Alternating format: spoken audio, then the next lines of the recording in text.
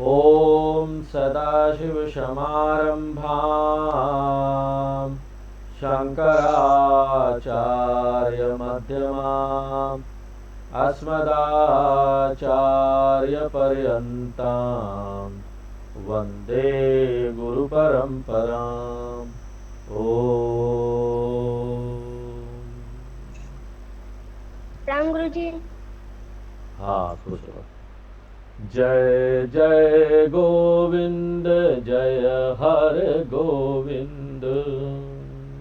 जय जय गोविंद जय हरे गोविंद। जय जय गोविंद जय हर गोविंद।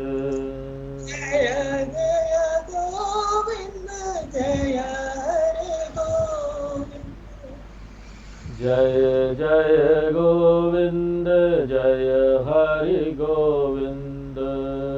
जय जय गोविंद जय हरे गोविंद। जय जय गोविंद जय हरि गोविंद। जय गोविंद जय हरे गोविंद। जय जय गोविंद जय हरि गोविंद। जय गोविंद जय हरि गोविंद। जय जय गोविंद जय हरि गोविंद। जय जय गोविंद जय हरि गोविंद। जय जय गोविंद जय हरि गोविंद। जय जय गोविंद जय हरि गोविंद। जय जय गोविंद जय हरि गोविंद। जय जय गोविंद जय हरि गोविंद। जय जय गोविंद जय हरि गोविंद। जय जय गोविंद जय हरि गोविंद। जय जय गोविंद जय हरि गोविंद। जय जय गोविंद जय हरि गोविंद। जय हरि गोविंद। हरि गोविंद। जय हरि गोविंद। जय हरि गोविंद। जय हरि गोविंद। जय हरि गोविंद। बोलो श्री वासुदेव भगवान की जय। जय सच्चिदानंद रूपाय सच्चिदानंद रूपाय विश्वोत्पत्त्यादि हेतवे विश्वोत्पत्त्यादि हेतवे तापत्रय विनाशाय तापत्रय विनाशाय श्रीकृष्णाय वयं नुमः। श्रीकृष्णाय वयं नुमः। तो हम लोग भागवत में देख रहे थे कि ये भागवत की महिमा कितनी है। मन और बुद्धि को शुद्ध करने के लिए इस कलयुग में भागवत से बड़ा कोई साधन नहीं है। तो हम लोग देख रहे थे बहुत जन्मों जन्म तक कोई पुण्य किया होता है ना, तब जाकर ना हाँ हाँ जाइए जाइए। हरिओम। तब जाकर ना उसको भागवत सुनने का अवसर प्राप्त होता है। आगे आकर और बढ़िया बात सुनने को मिलती है, हमको बताते हैं कि हमने देखा था कि यहाँ अलग अलग जगह पर भागवत चल रही है, श्रोता और वक्ता अलग अलग है। तो एक जगह पर सुखदेव जी भी परीक्षित राजा को कथा सुनाते हैं।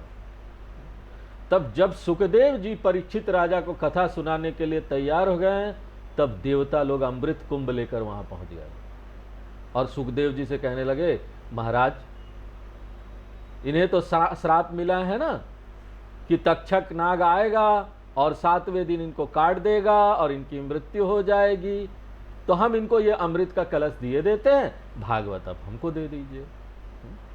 सुखदेव जी उन देवताओं की ओर देखकर कहते हैं, 16 नंबर श्लोक हम लोग पढ़ते हैं, महत्वपूर्ण श्लोक पढ़ेंगे। क्वा सुधा क्वा कथा लोके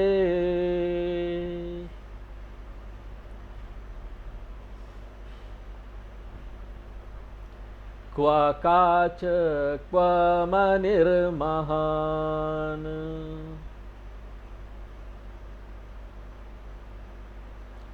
ब्रह्मरातो विचार्येवम्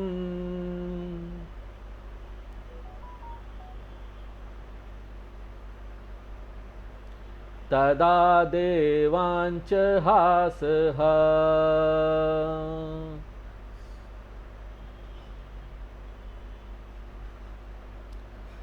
तो ये कहाँ तुम्हारा ये अमृत, हाँ का सुधा, हाँ? और ये कहाँ ये भागवत कथा, अरे क्या कंपैरिजन ही नहीं है, कोई तुलना ही नहीं है। हाँ? तुम देवता लोग इस अमृत को लेकर आए हो और इसके बदले में तुमको भागवत चाहिए। अरे अमृत पीकर कौन सा तुम्हारा यहाँ पर ना उद्देश्य सिद्ध हुआ है। हाँ? अमृत पीकर तो तुम अमरण धर्मा भी ना हुए, ना ही तुम्हारा दुख दूर हुआ। दुख तो वही चल रहा, अभी भी लड़ते रहते हो, देवता लोग और राक्षस लोग लड़ते रहते हैं अभी भी। तो ऐसे अमृत के बदले क्या तुमको कथा दे दूं क्या? तो ऐसे जो लोग हैं ना, जो भागवत को खरीदना चाहते, खरीदा नहीं जा सकता, देखो हाँ? खरीदना चाहते हैं कुछ देकर, ऐसे लोग ना भक्त नहीं, उनके मन में भक्ति नहीं है। इसलिए सुखदेव जी ने भागवत कथा देवताओं को नहीं दी। रामचरितमानस में तुलसीदास जी भी बड़े साफ साफ कहते हैं, आए देव सदा स्वार्थी। अरे देवता लोग तो इनका अपना ही स्वार्थ होता है, अपना ही स्वार्थ वो देखते हैं। हा? भेज दिया सरस्वती जी को, मंथरा के जवान पर चढ़ जाओ और ऐसी ऐसी बातें कई को बता दो कि ना पूरा अयोध्या दुख में डूब जाए। तो उनका स्वार्थ था देवताओं का। तो इस प्रसंग में यह बताई गई है कि देवताओं के लिए भी यह कथा दुर्लभ है। क्यों दुर्लभ है? क्योंकि देवता लोग भक्त नहीं है, वो तो आसक्त है, अभक्त है। यदि उनको कथा सुना भी दो ना, उब जाएंगे, उसका आनंद नहीं ले पाएंगे।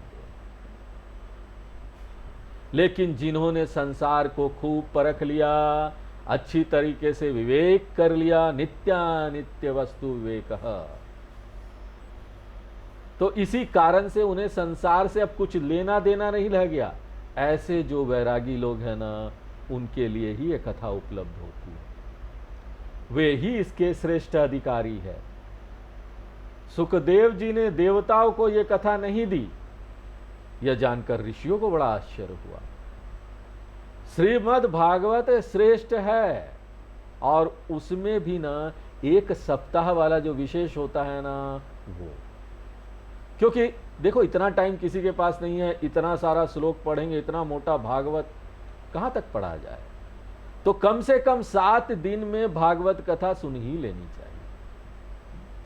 राजा परीक्षित को शाप मिला था कि 7वें दिन तक्षक नाग आकर उन्हें काट खाएगा और उनका मृत्यु हो जाएगा। और यह जानकर अब जिसको पता चल गया कि उसका 7वें दिन मृत्यु होने वाला है, तो यहां पर बोलते हैं ना कि अगर आपको पता चल जाए किस दिन आपकी मृत्यु होने वाली, तो खूब मजा कीजिए जीवन, भूल जाइए दुख, क्योंकि मृत्यु तो आनी है। लेकिन जो भक्त लोग होते हैं, जो भगवान को मानते हैं, जो जानते हैं कि उद्देश्य सही कहां पर है, वो लोग ये काम नहीं करेंगे। वो लोग क्या करेंगे? उन्होंने सब कुछ छोड़ दिया। गंगा किनारे जाकर बैठ गए।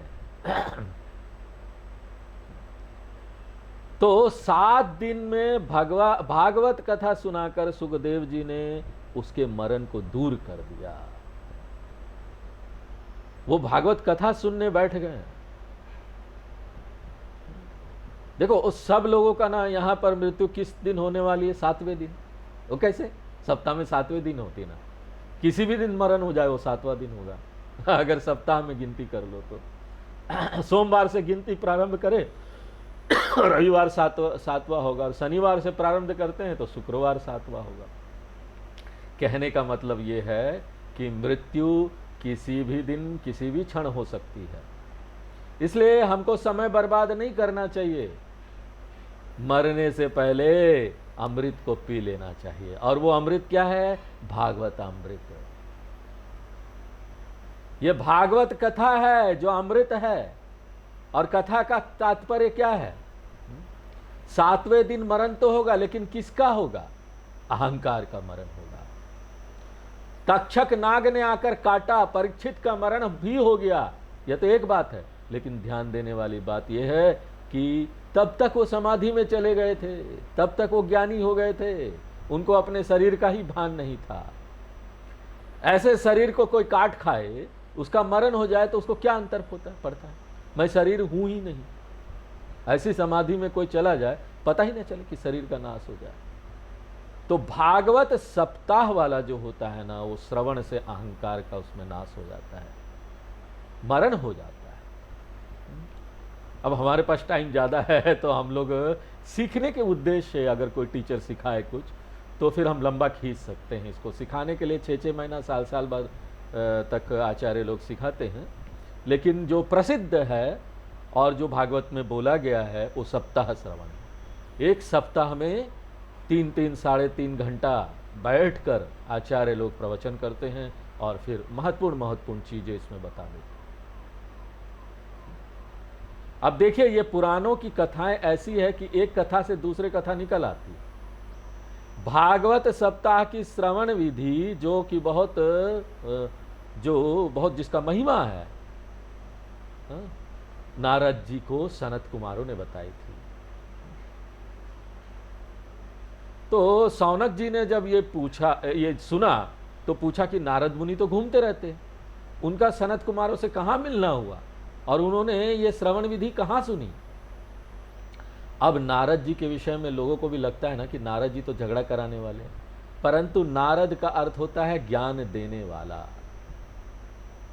एक बार नारद जी विचरण करते करते विशाला क्षेत्र यानी बद्रिका आश्रम में पहुंचे, जहां उनकी भेंट सनत कुमारों से हुई। सनत कुमार यानी सनक, सनंदन, सनातन, सनत कुमार, ये चारों ब्रह्मा जी के मानस पुत्र हैं। इन लोगों का काम है घूम घूम कर धर्म का, भक्ति का प्रचार करना, ज्ञान का प्रचार प्रसार करना। इसीलिए उन्होंने इनको पैदा किया था ब्रह्मा जी ने। संन्यास परंपरा। तो उन्होंने नारद जी से पूछा, सनत कुमारों ने, कि नारद जी आप बड़े दुखी दिखाई दे रहे हैं, क्या बात है? वो बड़े दौड़े दौड़े चले जा रहे थे और बड़े दुखी लग रहे थे। तो बोले क्या बताऊं, मैं तो स्वर्ग लोक से यह सोचकर पृथ्वी पर आया था कि पृथ्वी बहुत अच्छी जगह है, क्योंकि मनुष्य बड़े अधिकारी होते हैं। यहाँ आकर मैं कई स्थानों पर गया, अनेक तीर्थों में गया, परंतु न कहीं भी मुझे संतोष नहीं मिला। लोगों की दशा देखकर मुझे बहुत दुख हुआ। और देखो नारद जी ने जो उस समय बात कही थी ना, वो आज भी सच है। देखो ये सब भागवत में लिखा हुआ कि कली काल में ये सब होगा, कलयुग में। ऐसा लगता है कि कली ने अपना डेरा डाल दिया है। यहाँ कोई सत्य नहीं बोलता, यहाँ कोई तप नहीं है, आश्रम बने हुए हैं, गेरुआ वस्त्र पहन लिए हैं, लेकिन सब झूठ झूठ चल रहा है। पेट भरने के लिए लोग मिथ्या बात कर रहे हैं, और ये हो रहा है। भागवत में उस समय लिखा गया था, लेकिन अब ये हो रहा है। तो क्या बताया गया था, ये हम लोग 32 नंबर श्लोक एक बार पढ़ते हैं। मंदासु मंदमतयः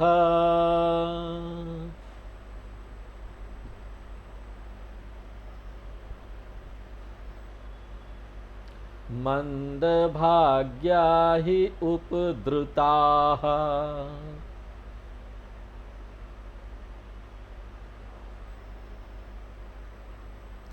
पाखण्डनिरतसन्तः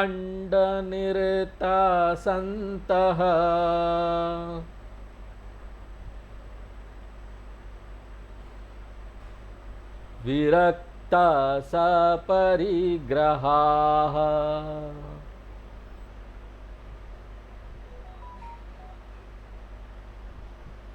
तो बेचारे जीव सब लोग ना यहाँ आलसी हो गए, कोई काम नहीं करना चाहते, सब आलसी हो गए हैं, मंद बुद्धि हो गए, उनको बहुत समझाओ तब भी समझ में नहीं आता। भाग्य जैसे लूट गया हो कली काल में, लोग उपद्रव कर रहे हैं। इसलिए देखिए आजकल जहां देखो मार पीट लड़ाई सब चल रही है, न्यूज खोलो तो यही आता है, सब एक दूसरे से लड़ रहे हैं। और अगर बाहर शारीरिक रूप से ना लड़ पाए तो टीवी पर लड़ते हैं, 4-5 लोग आ जाते हैं और उसके बाद इतना बोलना चलता है, कोई कुछ बोलता है, कोई कुछ बोलता है, लड़ाई चलता है बिना मतलब की बहस। वो कोई बहस नहीं होता बिना मतलब का बहस चल रहा होता है। किसी को कुछ आए ना आए बोलना जरूरी है। तो उपद्रव हो गया है। और यही नहीं, यहां पर तो सांसारिक लोगों में ये हो ही गया है, लेकिन जो विरक्त दिखाई देते हैं ना, साधु संत, ये सब विरक्त लोग हैं, वो लोग भी झूठ मूठ वाले लोग हैं, वो लोग भी सचमुच वाले नहीं हैं। बाहर से विरक्त दिखाई देते, अंदर से कुछ नहीं है, न त्याग है, न तप है, न विरक्ति है। तो ये सब मंद बुद्धि महा आलसी हो गए हैं। दूसरे और कार्यों में हड़बड़ी तो करते ही हैं, जल्दी करो जल्दी करो, आजकल सब चीज इंस्टेंट हो गया ना, जल्दी करो जल्दी करो। लेकिन अपने लिए, अपना यहां आध्यात्मिक विकास करना है, श्रेय साधन करना है, सुबह उठकर भगवान का नाम स्मरण आदि करने में ना वो महा आलसी, कोई सुबह उठना ही नहीं चाहता। ऐसा वर्णन किया गया है कि कलयुग के लोगों को भगवान नाम का भजन करने को कहो ना तो बोलते खाली पेट भजन न होई गोपाला। अरे खाली पेट भजन नहीं होता है तो भरे पेट होगा क्या? अच्छा थोड़ा खा लो तो, नहीं नहीं स्वामी जी आज बहुत खा लिए हैं, अब खाने के बाद तो अच्छी नींद आती है तो सो जाओ, भोजन के बाद तो शयन होता है ना। तो ये लोग बड़े मंद है, आलसी है। लोग कहते हैं ना कि नई पीढ़ी बहुत तेज है, बड़ा तेज है लोग, लेकिन इस पुराण में क्या कहा गया है? सुमंद मतयः, ये अत्यंत मंद है, मूढ़ है। इन्हें मंदमती क्यों कहा गया है? अरे जो बुद्धि अपना ही नाश कर लेती उसको अच्छी बुद्धि कह सकते हैं क्या? जरा सोचो, आज विज्ञान इतनी प्रगति कर रहा है, नए नए आविष्कार हो रहे हैं, लेकिन ना उनका प्रयोग करने में भी भय लगता है। आज हमारी बुद्धि ऐसी हो गई है, हम अपना तो नाश करते ही हैं, दूसरों का भी विनाश कर डालते हैं। इसका क्या लाभ है? इससे न तो आत्म कल्याण होता है, ना किसी और का कल्याण होता है। नई पीढ़ी दिखती है कि बड़ा स्मार्ट है, सब कुछ चला लेती है, सब कुछ कर लेती है। छोटे छोटे बच्चे मोबाइल चला लेते हैं, लैपटॉप चला लेते हैं, लेकिन उसी मोबाइल और लैपटॉप से उनके ऐसे विचार मिल रहे हैं जो कि उनका भला नहीं करने वाला है। तो उनका आत्म कल्याण नहीं होगा। वो जितना भी स्मार्ट दिखाई दे रहे हो, अगर कोई भगवान की तरफ नहीं मुड़ा है, भगवान का जय जयकार नहीं कर रहा है, संसार की तरफ ही है और संसार में बड़ा स्मार्ट बन रहा है, तो शास्त्र बोलते हैं ना, ऐसे स्मार्ट लोग यहां पर कोई स्मार्ट नहीं है, वो सब मंद बुद्धि है। बड़ा हो जाए बहुत कुछ, बहुत बड़ा मैनेजर हो जाए, बहुत बड़ा डायरेक्टर हो जाए किसी कंपनी में, बहुत पैसा कमा ले, बड़े बड़े इंस्टीट्यूट में पढ़ ले, लेकिन फिर भी वो क्या है? मंद बुद्धि है। क्यों? भगवान की तरफ ध्यान ही नहीं जाता। जिस चीज के लिए वो इस संसार में आया है, एक जीव इस संसार में क्यों आता है? भगवान ने उसको मनुष्य का जीवन क्यों दिया है? मनुष्य के जीवन का उद्देश्य क्या है? भगवान के नाम का स्मरण, और छूटना यहां पर। इस संसार में जैसे ही एक बच्चा आंख खोलता है ना, ये बात वो भूल जाता है। उससे पहले मां के पेट में होता है तो उसको सब याद रहता है।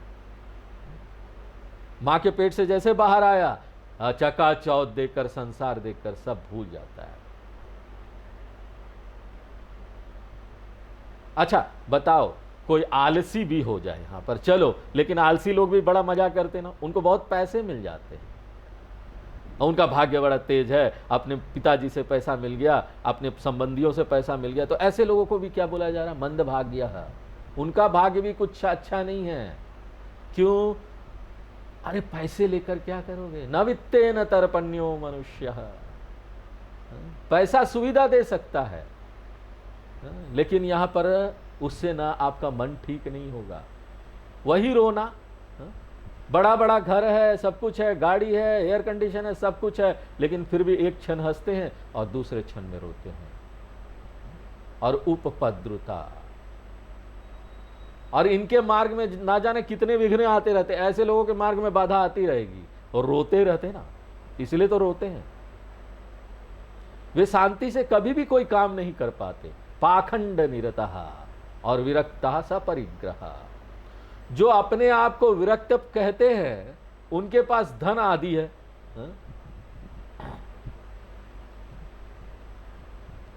बोलते हैं विरक्त, लेकिन पूरा धन रखे हुए हैं और उसका मजा ले रहे हैं। यही आजकल ना बड़े बड़े, छोड़िए ये सांसारिक लोगों को तो छोड़िए, वो तो ठीक है, बोलते हैं हम सांसारिक है और वो कर रहे हैं, तो वो तो ठीक भी है, उनको कुछ बोला नहीं जा सकता। लेकिन जो भागवत कर रहे हैं वो भी यही कर रहे हैं। उनके पास बड़ा धन आ गया है, बड़ी बड़ी गाड़ियां आ गई है, और वो भी ना धन का परिग्रह कर रहे हैं। और घर में क्या हो गया है? घर संसार में पत्नी का राज्य चल रहा है। भागवत में लिखा गया है, पत्नी का राज्य चल रहा है।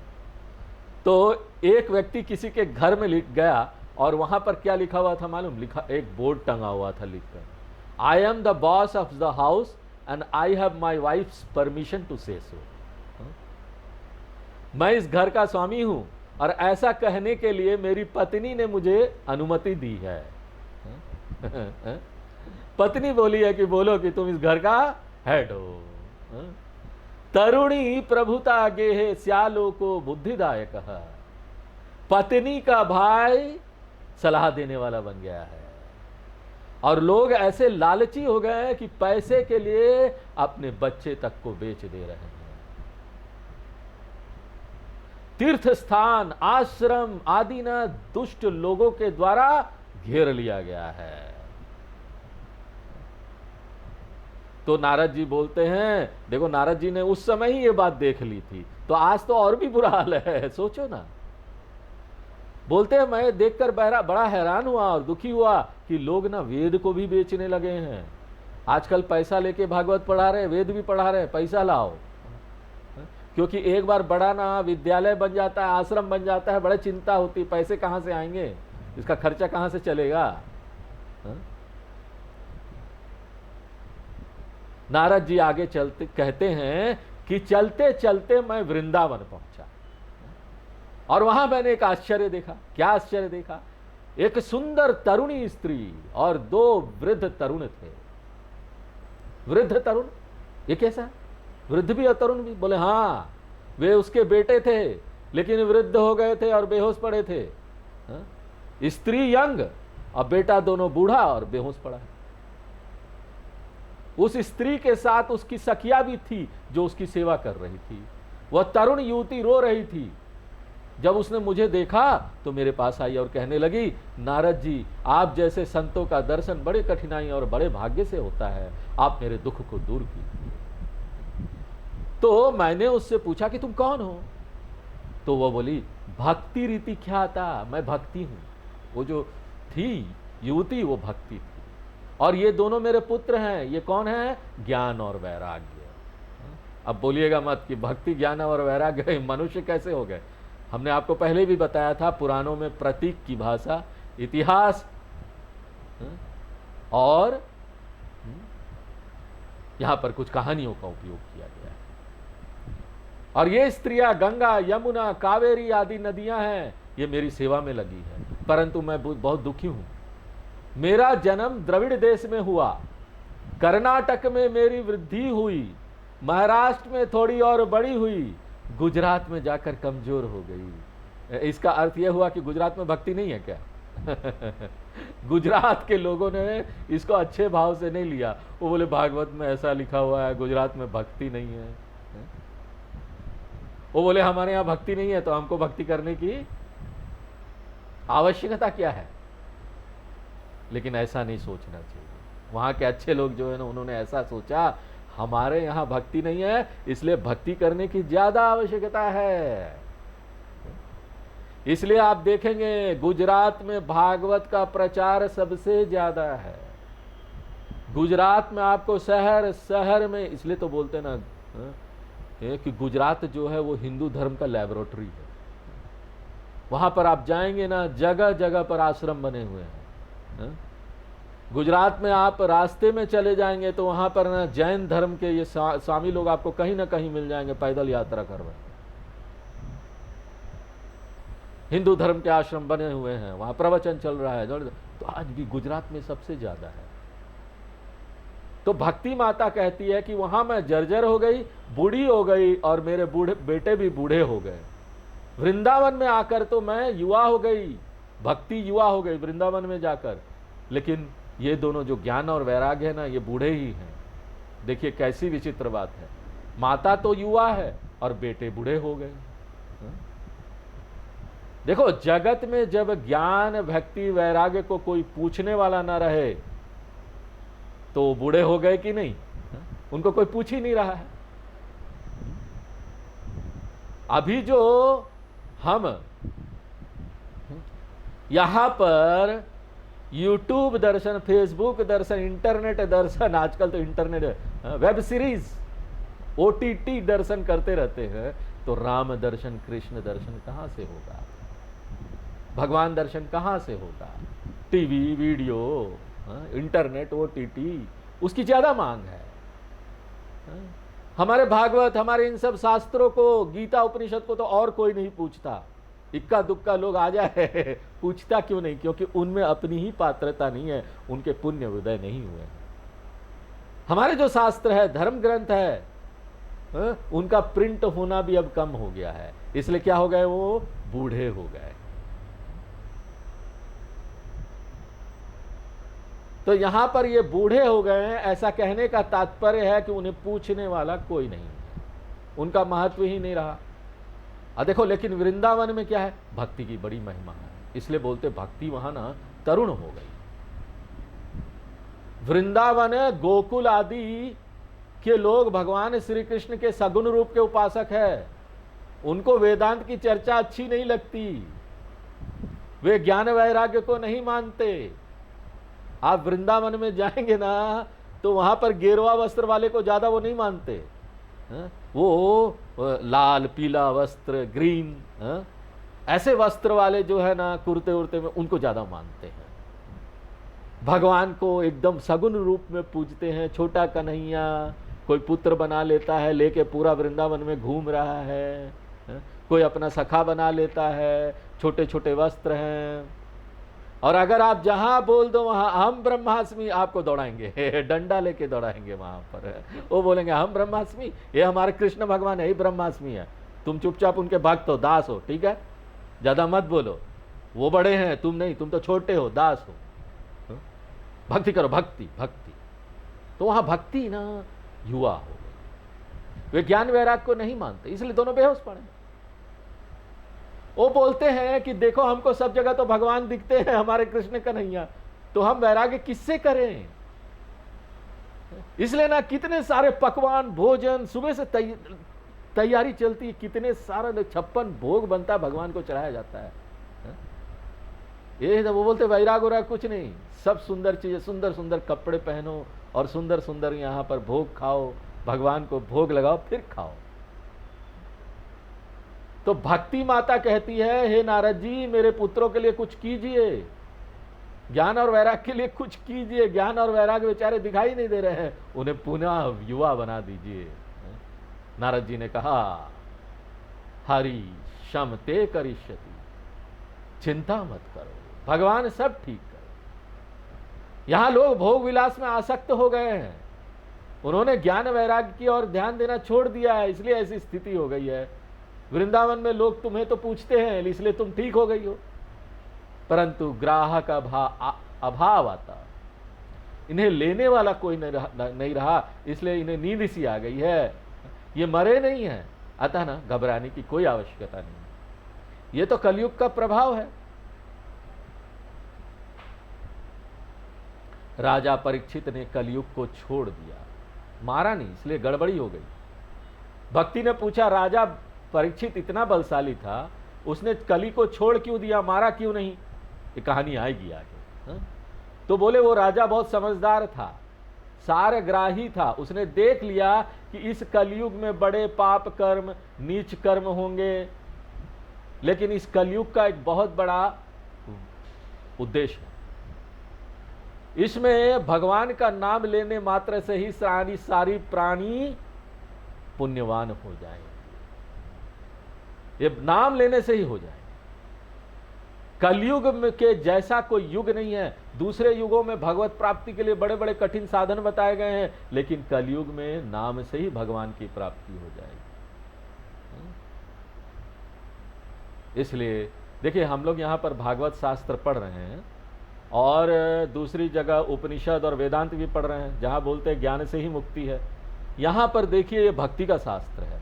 यहाँ पर आपको बोला जाएगा कि भक्ति से ही मुक्ति है, लेकिन हम वेदांत भी पढ़ रहे हैं, तो हमको ये बात समझनी होगी कि मुक्ति जो है भक्ति से, भक्ति के में आगे जब आप बढ़ेंगे, भक्ति से आगे बढ़ेंगे तो पात्रता मिलेगी, पात्रता से उसके बाद ज्ञान तो प्राप्त करना ही होगा।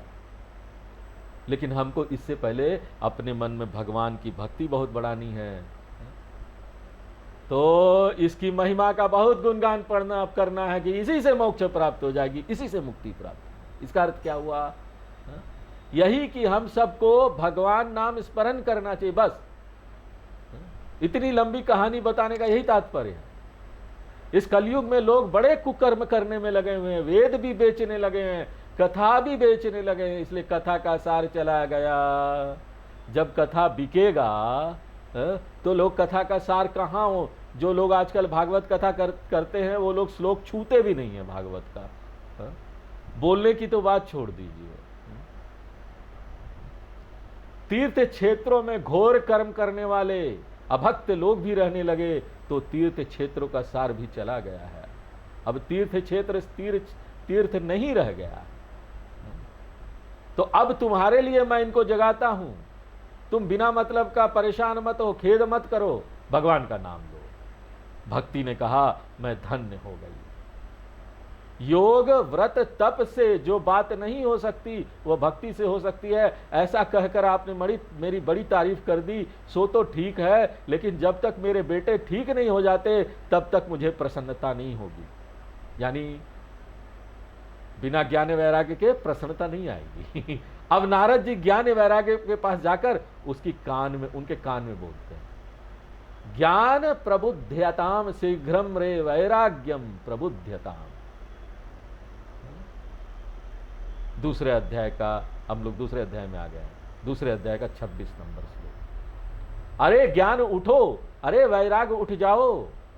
कितनी विस्मयकारी बात है कि जिस प्रकार कोई हमें जगाता है, उसी प्रकार ज्ञान वैराग को जगाने के लिए नारद जी वेदांत का पाठ करने लगे। क्योंकि आप वेदांत पढ़ोगे तो आप में वैराग्य आएगा ना, ज्ञान आएगा ना। वेदांत सुनाने पर भी ज्ञान वैराग्य नहीं जगे, तो नारद जी गीता जी का पाठ करने लगे। धर्म क्षेत्रे कुरुक्षेत्रे, उससे लेकर मतिर ममा तक, अंतिम श्लोक तक, अथ से लेकर इति तक, अथ श्रीमद् भगवद गीता, फिर इति श्रीमद् भगवद गीता कर दिया, लेकिन कुछ नहीं हुआ। तो जृंभन्तौ साल सावुभौ, ज्ञान वैराग थोड़ा सा जगे, जग कर फिर सो गए। अच्छा, नारद जी आश्चर्यचकित होकर कहते हैं, अहो निद्रा कथम याति, अरे कैसी निद्रा है ये, जागते ही नहीं। उसी समय आकाशवाणी हुई। क्या आकाशवाणी हुई? नारद जी दुखी मत होइए, आपका कार्य सफल होगा। परंतु इसके लिए आपको एक सत्कर्म करना पड़ेगा। वह सत्कर्म क्या है, यह आपको ऋषियों से पता चलेगा। तब उस सत्कर्म का पता लगाने के लिए नारद जी अनेक ऋषि मुनियों के पास जाते हैं, परंतु कोई नहीं बता पाता कि ये कौन सा सत्कर्म है। सारे जगत में हाहाकार मच जाता है। बोले ये ऐसी घटना है जिसका उपाय नारद जी भी नहीं जानते। कुछ लोग यह भी कहते हैं कि यदि वेद वेदांत से भी ज्ञान वैराग नहीं जागते हैं तब तो कोई उपाय ही नहीं हो सकता। नारद जी भी सोच में पड़ गए कि अब मैं क्या करूं। चिंतित होकर वे बद्रीवन चले गए। बोले अब मैं तपस्या करूंगा। इतने में वहां पर ना ये सनत कुमार लोग आ गए, चारों कुमार आ गए। उनको देखकर नारद जी बड़े प्रसन्न हो गए। नमस्कार करके कहते, महाराज जी आपकी बड़ी कृपा है, मैंने आपका दर्शन पाया। फिर सारी कथा सुनाकर कहते हैं कि अब आप ज्ञान वैराग्य को जगाने का उपाय बताइए, मेरी तो समझ में ही नहीं आ रहा कि मैं क्या करूं। सनत कुमारों ने कहा, नारद जी तुम धन्य हो, श्रेष्ठ हो। इतनी निराश होने पर भी तुमने इस काम को छोड़ा नहीं। तुम वास्तव में भगवान के बड़े भक्त हो। अब तुम चिंता मत करो, हमने ना पहले से उपाय सोच कर रखा है। तो क्या उपाय सोच कर रखा है ये अब हम लोग ना अगले क्लास में देखेंगे। आज यहीं पर विराम देंगे। ओम पूर्णमदः पूर्णमिदं पूर्णात् पूर्णमुदच्यते पूर्णस्य पूर्णमादाय पूर्णमेवावशिष्यते। ओम शांति शांति।